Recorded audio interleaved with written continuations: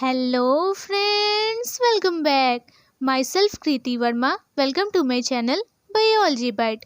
Class 12th का chapter number 1 reproduction in organism, इसी को आज हम डिस्कस करेंगे कि कैसे जो भी ऑर्गेनिज्म होते हैं वो न्यू ऑफस्प्रिंग जनरेट करते हैं, प्रोड्यूस करते हैं. Each and every organism can live only for a certain period of time.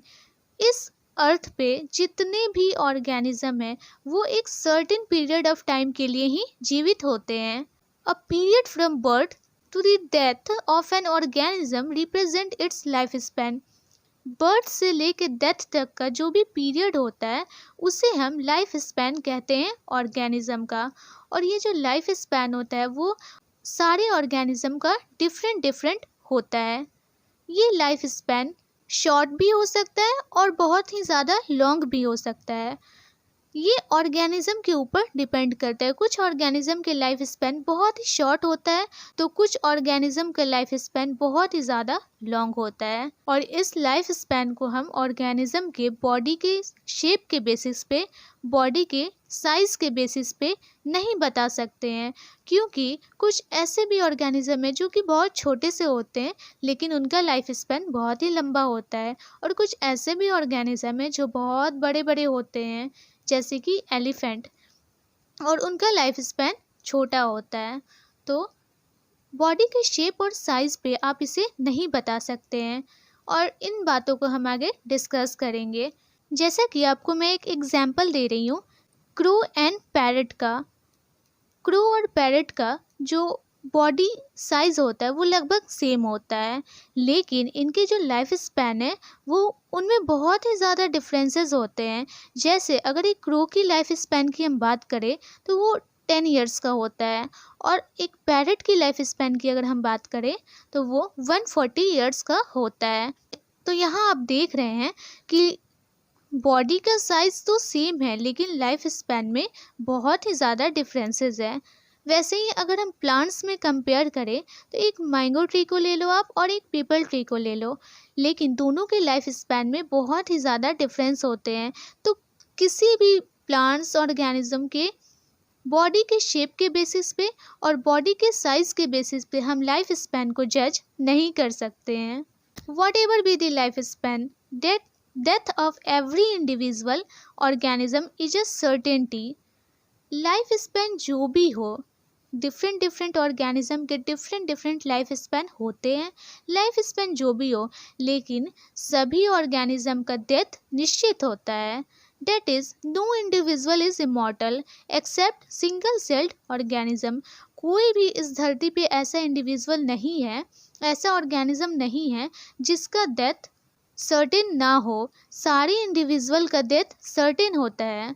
कोई भी इंडिविजुअल इमॉर्टल नहीं होता है, अमर नहीं होता है, एक्सेप्ट सिंगल सेल्ड ऑर्गेनिज्म. यहाँ भी एक एक्सेप्शन है, सिंगल सेल ऑर्गेनिज्म इमॉर्टल होते हैं. लिविंग ऑर्गेनिज्म के बॉडी में बहुत सारे बायोलॉजिकल मेटाबॉलिज्म प्रोसेसेस होते हैं जिसके कारण आज भी हमारे धरती पे ऑर्गेनिज्म की कंटिन्यूटी बनी हुई है. नहीं तो अगर ये मेटाबॉलिज्म बायोलॉजिकल प्रोसेस हमारे बॉडी में नहीं होती तो हमारे अर्थ से, जैसे डायनासोर्स एंड बहुत सारे ऐसे एनिमल्स है, ऑर्गेनिज्म है जो कि एक्सटिंक्ट हो चुके हैं, वैसे ही हम सारे भी एक्सटिंक्ट हो जाते हैं. हमारी कंटिन्यूटी नहीं होती इस अर्थ पे. Reproduction in organism. Reproduction is a biological process of formation of new offspring from the pre-existing organism. Reproduction becomes a vital process without which species cannot survive for long.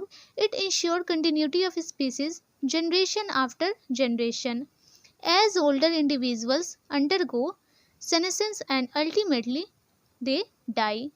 Reproduction एक biological process है जिससे new offspring, new individuals produce होते हैं जो कि अपने parents से similar भी हो सकते हैं और डिसिमिलर भी हो सकते हैं. रिप्रोडक्शन एक वाइटल प्रोसेस है क्योंकि रिप्रोडक्शन की ही वजह से जो हमारे अर्थ पे स्पीसीज की कंटिन्यूटी है जनरेशन टू जनरेशन वो बैलेंस है. There is a cycle of birth, growth and death. Reproduction enables the continuity of the species generation after generation. ये जो बर्थ, ग्रोथ एंड डेथ का साइकिल है वो हमेशा ही बैलेंस होता है। जैसे न्यू इंडिविजुअल का ऑफस्प्रिंग का फॉर्मेशन हो रहा है तो उनके पेरेंट्स होते हैं वो ultimately they will be die, वो मर जाते हैं। तो ये साइकिल चलते रहता है ताकि हमारा जो जनरेशन टू जनरेशन कंटिन्यूटी है वो बैलेंस रहे। Life span, the period from birth to the death of an organism represents its life span. जैसा कि मैंने पहले भी डिस्कस करा कि जो बर्थ से डेथ के बीच का जो पीरियड होता है उसे हम लाइफ स्पैन कहते हैं और ये ऑर्गेनिज्म टू ऑर्गेनिज्म वेरी करता है। जैसे आपके एनसीईआरटी में पेज नंबर 4 पे ये कुछ ऑर्गेनिज्म का नेम दिया हुआ है, उसका फिगर दिया हुआ है और इसका लाइफ स्पैन आपको लिखना है। एलिफेंट का होता है 65 से 70 ईयर्स, रोज़ का 10 ईयर्स, यहाँ आप देखेंगे एलिफेंट का 65 से 70 ईयर्स, रोज़ का 10 ईयर्स, डॉग का 25 ईयर्स, बटरफ्लाई 1 से 2 वीक, क्रो का 15 ईयर्स, बनाना ट्री का 25 ईयर्स, काऊ का 25 ईयर्स, पैरट का 140 ईयर्स, क्रोकोडाइल 60 ईयर्स, हॉर्स का 50 ईयर्स, फ्रूट फ्लाई का 1 मंथ, राइस प्लांट का 10 मंथ्स, टॉर्टवाइज का 100 से 150 ईयर्स एंड बनियान ट्री का 200 से 300 ईयर्स होता है। इसे आप बुक में फिलअप कर लेंगे और इसे आप लर्न भी कर लेंगे क्योंकि ये एग्ज़ाम पॉइंट ऑफ व्यू के लिए बहुत ही ज़्यादा ज़रूरी है। यहाँ पे क्रो का लाइफ स्पैन 15 ईयर्स होता है अप्रॉक्सीमेटली। मैंने गलती से पीछे 10 ईयर्स कह दिया, उसे आप समझ लेना, मैनेज कर लेना। Types of reproduction. अब रिप्रोडक्शन हमारे लिए इतना ज़रूरी है तो उसके टाइप्स भी ऑब्वियसली होते होंगे। इसके भी 2 टाइप्स होते हैं, पहला है सेक्सुअल रिप्रोडक्शन एंड दूसरा है सेक्सुअल रिप्रोडक्शन।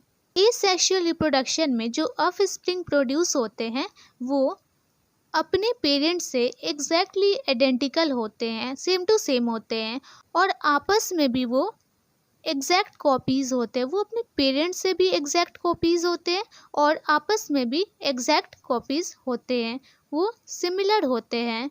इसी टर्म को हम क्लोन कहते हैं। क्लोन वो होता है जो मॉर्फोलॉजिकली एंड जेनेटिकली सिमिलर हो। Morphologically and genetically similar organism को हम क्लोन कहते हैं। आपके एनसीईआरटी में पेज नंबर 5 पे दी हुई है। तो ये रहा एसेक्सुअल रिप्रोडक्शन जिसमें ऑफस्प्रिंग अपने पेरेंट्स से बिल्कुल डिट्टो कॉपी होता है। और सेक्सुअल रिप्रोडक्शन में 2 पेरेंट्स इन्वॉल्व होते हैं जबकि एसेक्सुअल रिप्रोडक्शन में सिंगल पेरेंट का इन्वॉल्वमेंट होता है। यहाँ पे 2 अपोजिट सेक्स के पेरेंट इन्वॉल्व होते हैं और यहाँ पे गैमेट का भी फॉर्मेशन होता है। Male gamete and female gamete का फ्यूज़न होता है जिससे जाइगोट बनता है एंड उससे डेवलप करके न्यू ऑफस्प्रिंग का फॉर्मेशन होता है। इसे हम सेक्सुअल रिप्रोडक्शन कहते हैं। इसमें जो ऑफस्प्रिंग होते हैं वो अपने पेरेंट्स से बिल्कुल डिसिमिलर होते हैं और आपस में भी वो डिसिमिलर होते हैं। एसेक्सुअल रिप्रोडक्शन जो होता है वो सिंगल सेल ऑर्गेनिज्म में कॉमन होता है और कुछ सिंपल ऑर्गेनाइजेशन के प्लांट एंड एनिमल्स होते हैं जिसका बॉडी ऑर्गेनाइजेशन बहुत ही सिंपल होता है, उनमें एसेक्सुअल रिप्रोडक्शन होता है। और कुछ प्रोटिस्ट एंड मोनेरन्स भी है जिसमें एसेक्सुअल रिप्रोडक्शन होता है, उनका जो सेल होता है वो डिवाइड हो जाता है और न्यू ऑफस्प्रिंग का, न्यू इंडिविजुअल्स का फॉर्मेशन करता है। Asexual reproduction usually followed by organism with relatively simpler organization। ऐसे ऑर्गेनिज्म जिसके बॉडी का जो ऑर्गेनाइजेशन होता है वो बिल्कुल सिंपल हो तो उनमें एसेक्सुअल रिप्रोडक्शन होता है। और एसेक्सुअल रिप्रोडक्शन में सिंगल पेरेंट इन्वॉल्व होता है। इसमें गैमेट फॉर्मेशन हो भी सकता है और नहीं भी हो सकता है। ऑफस्प्रिंग प्रोड्यूस और जेनेटिकली एंड मॉर्फोलॉजिकली सिमिलर होते हैं। जो ऑफस्प्रिंग इसमें प्रोड्यूस होते हैं वो जेनेटिकली एंड मॉर्फोलॉजिकली सिमिलर होते हैं जिसको हम क्लोन कहते हैं। जैसा कि मैंने पहले डिस्कस करा, प्रोटिस्ट एंड मोनेरन्स भी कुछ होते हैं जिनमें एसेक्सुअल रिप्रोडक्शन होता है, उनका सेल डिवाइड कर जाता है और न्यू ऑफस्प्रिंग का फॉर्मेशन होता है। जैसे इसका एग्जांपल है binary fission, budding, fragmentation, regeneration, ये सब कुछ एग्जाम्पल है ये सेक्सुअल रिप्रोडक्शन के। बाइनरी फिजन में क्या होता है, ये एक एसेक्सुअल रिप्रोडक्शन का टाइप होता है जिसमें सेल डिवाइड करके दो ऑफ स्प्रिंग में कन्वर्ट हो जाता है और वो मैच्योर होके ग्रो करके एक नया डॉटर सेल बना लेते हैं।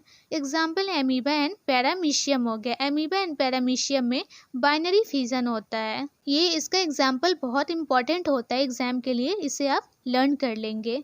Budding, small bird are produce that remain attach initially with parents and get separate on maturation.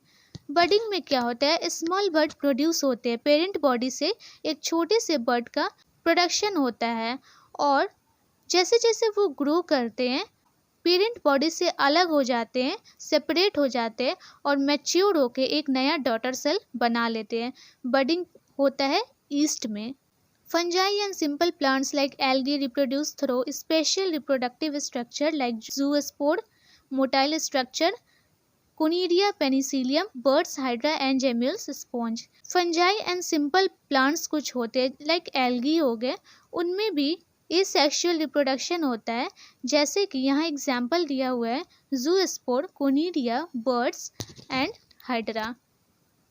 ये आपके एनसीईआरटी का डायग्राम है, यहाँ आप देखेंगे ए में ज़ूस्पोर्स है, क्लेमाइडोमोनास के ज़ूस्पोर्स है, सेकंड है पेनिसिलियम पे कोनिडिया, थर्ड है हाइड्रा में बर्ड्स एंड फोर्थ है जेम्यूल्स है स्पॉन्ज में। ये सब एसेक्सुअल रिप्रोडक्शन के एग्जाम्पल है और इसका डायग्राम भी बहुत इंपॉर्टेंट है। किसी का भी डायग्राम एग्जाम में आ सकता है ड्रॉ करने को, इसीलिए आप डायग्राम, एग्जाम्पल, एवरीथिंग सबको प्रैक्टिस कर लेंगे, किसी भी चीज़ को आप स्किप नहीं करेंगे। In plants, vegetative reproduction occur by vegetative propagules like runner, rhizome, sucker, tuber, offset and bulb. Plants में vegetative reproduction होता है vegetative propagules के थ्रू। और vegetative propagules क्या होता है, plants के कुछ ऐसे parts होते हैं जिसे अगर हम सॉइल में अगर फिर से हम ग्रो करवाएं तो वो एक नए प्लांट में डेवलप कर जाते हैं, उसी को हम वेजिटेटिव प्रोपेग्यूल्स कहते हैं। जैसे रनर हो गया, राइजोम हो गया, सकर, ट्यूबर, ऑफसेट्स। यहाँ कुछ वेजिटेटिव पार्ट्स दिए हुए हैं और उसका एग्जाम्पल दिया हुआ है, जैसे root, dahlia, asparagus, dalbergia, guava and tapioca. ये जितने भी एग्जाम्पल में प्लांट्स के नेम दिए हुए हैं, इनका रूट होता है वेजिटेटिव पार्ट, रूट से ही हम नया प्लांट्स ग्रो करवा सकते हैं। और यहाँ कुछ स्टेम है, ये सारे प्लांट्स के जितने भी यहाँ पे आप देख रहे हैं, यहाँ जितने भी एग्जाम्पल दिया हुआ है, इस सारे का स्टेम से हम नया प्लांट ग्रो करवा सकते हैं। जैसे पोटैटोज में ट्यूबर होता है, ओनियन एंड गार्लिक में बल्ब्स होता है, वैसे ही जिंजर, टर्मरिक वगैरह में राइजोम होता है। तो ये सब आप लर्न कर लेंगे। वैसे ही कुछ ऐसे भी प्लांट्स होते हैं जिनमें लीफ होता है उनका वेजिटेटिव पार्ट, जैसे ब्रायोफाइलम वगैरह में लीफ होता है, अगेव, लिली, ये सब में बल्बिल होते हैं। ये सारे एग्जाम्पल बहुत ही इंपॉर्टेंट है, इसे आप लर्न कर लेंगे। Vegetative propagules in angiosperm. Angiosperm में कुछ वेजिटेटिव प्रोपेग्यूल्स होते हैं जिससे कि हम न्यू प्लांट ग्रो करवा सकते हैं। जैसे आइज ऑफ पोटैटो, आपने देखा होगा अगर आप आलू को बहुत दिनों तक रख दोगे तो उसमें एक वाइट कलर का आइस निकल आता है पोटैटो पे। उसी को कट करके अगर हम सॉइल में जर्मिनेट करवाएं तो एक वो न्यू प्लांट में ग्रो कर जाएगा, न्यू प्लांट में डेवलप हो जाएगा। वैसे ही राइजोम ऑफ जिंजर, जिंजर में रूट लाइक राइजोम होते हैं जिससे हम न्यू प्लांट ग्रो करवा सकते हैं। Bulbil of agave, leaf bud of bryophyllum and offset of water hyacinth. ये सब कुछ एग्जाम्पल है वेजिटेटिव प्रोपेग्यूल्स के, जो कि आपके एनसीईआरटी बुक में मेंशन्ड है। इसे आप लर्न कर लेंगे, इसके डायग्राम को भी आप प्रैक्टिस कर लेंगे, इसे आप स्किप नहीं करेंगे। वाटर हियाचिंथ, टेरर ऑफ बंगाल, और इसे हम आइकॉर्निया भी कहते हैं। ये one of the most invasive weed होता है, जो कि कहीं भी अगर जमा हुआ पानी हो तो उसमें ये ग्रो कर जाता है और ये पानी से सारे ऑक्सीजन को ले लेता है, जिसके कारण जो भी फिशेज होती है पानी में या फिर जो एक्वेटिक ऑर्गेनिज्म होते हैं उनका डेथ हो जाता है। इंडिया में इसे इसलिए इंट्रोड्यूस्ड किया गया क्योंकि इसके लीव्स का जो शेप होता है और इसके फ्लावर्स बहुत ही ब्यूटीफुल होते हैं, इसीलिए इसे इंडिया में लाया गया। और ये भी वेजिटेटिव प्रोपगेशन का ही एग्जाम्पल है। Asexual reproduction is the most common method of reproduction in organism having simpler body like in algae and fungi, but during unfavorable condition they shift to sexual reproduction। जो भी simpler body organisation के organism होते हैं उनमें asexual reproduction common होता है, लेकिन condition favourable होना चाहिए, सुटेबल होना चाहिए। अगर कंडीशन अनफेवरेबल होगा तो ये एसेक्सुअल रिप्रोडक्शन सेक्सुअल रिप्रोडक्शन में शिफ्ट हो जाता है। ये है वाटर हियाचिंथ आइकोर्निया और इसे हम टेरर ऑफ बंगाल भी कहते हैं। यहाँ आप देख ही रहे होंगे इसका फ्लावर कितना खूबसूरत होता है और इसके जो लीफ का शेप होता है वो भी काफ़ी ब्यूटीफुल होता है, इसीलिए इसको इंडिया में इंट्रोड्यूस्ड कराया गया। ये जहाँ भी जमे हुए पानी होते हैं वहाँ पे ये ग्रो कर जाते हैं, लेकिन ये हार्मफुल होते हैं एक्वेटिक फिशेस और एक्वेटिक ऑर्गेनिज्म के लिए, क्योंकि ये वाटर से सारे ऑक्सीजन को ले लेते हैं, जिसके कारण एक्वेटिक ऑर्गेनिज्म की डेथ होने लगती है। सेक्सुअल रिप्रोडक्शन एक ऐसा प्रोसेस है जिसमें गैमेट का फॉर्मेशन होता है। इसमें जब मेल एंड फीमेल गैमेट का फ्यूज़न होगा तभी एक न्यू ऑफस्प्रिंग का, न्यू इंडिविजुअल का फॉर्मेशन होगा। और ये जो न्यू इंडिविजुअल का फॉर्मेशन होता है वो अपने पेरेंट्स से बिल्कुल भी आइडेंटिकल नहीं होते हैं। और सारे सेक्सुअली रिप्रोड्यूसिंग ऑर्गेनिज्म का सिमिलर पैटर्न होता है। In sexual reproduction, fusion of male and female gamete results in offspring that are not identical to parents. Sexual reproduction process में मेल एंड फीमेल गैमेट का फ्यूज़न होता है जिससे कि new offspring का फॉर्मेशन होता है और वो अपने पेरेंट्स से बिल्कुल भी सिमिलर नहीं होते हैं। यहाँ है सेक्सुअल रिप्रोडक्शन का फिगर। इसमें आप देखेंगे ये एग है और ये स्पर्म है, दोनों आपस में फ्यूज़ करेंगे तो एक न्यू इंडिविजुअल का फॉर्मेशन होता है। वैसे ही एनिमल्स में भी जिनका हायर बॉडी ऑर्गेनाइजेशन होता है उनमें सेक्सुअल रिप्रोडक्शन मेथड होता है। तो आज हम लोगों ने डिस्कस करा रिप्रोडक्शन इन ऑर्गेनिज्म। रिप्रोडक्शन के जो दो टाइप्स होते हैं, asexual reproduction and sexual reproduction, उसे हम लोगों ने डिस्कस करा। और एसेक्सुअल रिप्रोडक्शन के सारे टाइप्स को भी डिस्कस करा जिसको आप लर्न कर लेंगे। अगली वीडियो में हम सेक्सुअल रिप्रोडक्शन को फिर से डिस्कस करेंगे।